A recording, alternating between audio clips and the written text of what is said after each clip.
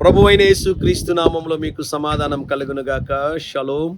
ఈ ఉదయకాల సమయంలో జోర్డాన్ క్యాపిటల్ సిటీ అయినటువంటి అమాన్లోని మొకావర్ అనే ప్రాంతం, నా వెనక వైపున మీరు చూస్తున్నటువంటి ఈ ప్రాంతంలోనే హేరోదు కోటను నిర్మించుకొని ఇక్కడ నివసిస్తూ ఉన్నటువంటి వ్యక్తి.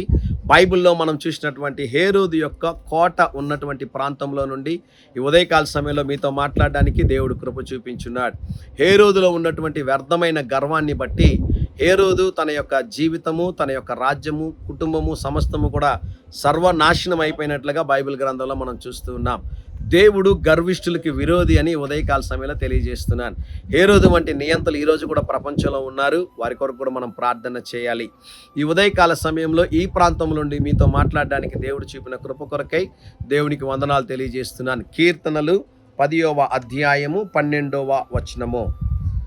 దేవా, బాధపడు వారిని మరువక నీ చెయ్యి ఎత్తుము. మన దేవుడు బాధపడుతున్న సందర్భంలో మనల్ని ఆదరించే దేవుడు, మనల్ని బలపరిచే దేవుడు. ఆయన కరములు ఎప్పుడు కూడా మనల్ని దీవించేటటువంటివని ఈ ఉదయకాల సమయంలో దేవుని సేవకుడిగా మీకు తెలియజేస్తున్నాను.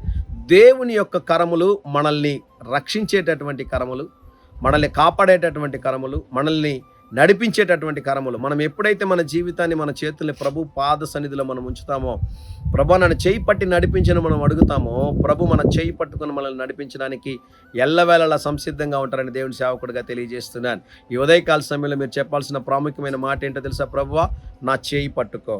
ప్రభువా, నన్ను నడిపించని మీరు అడగగలిగితే ప్రభు మీ చేయి పట్టుకుని మిమ్మల్ని నడిపించి ఈ దినము మీరు తలపెట్టు కార్యములన్నింటిలో దేవుడు జయమును అనుగ్రహిస్తాడు. ధైర్యంగా ఈ దినాన్ని ఎదుర్కోండి. దేవుని సన్నిధి మీకు తోడుగా వచ్చునుగాక.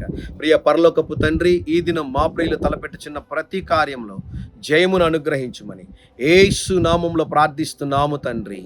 Amen, amen.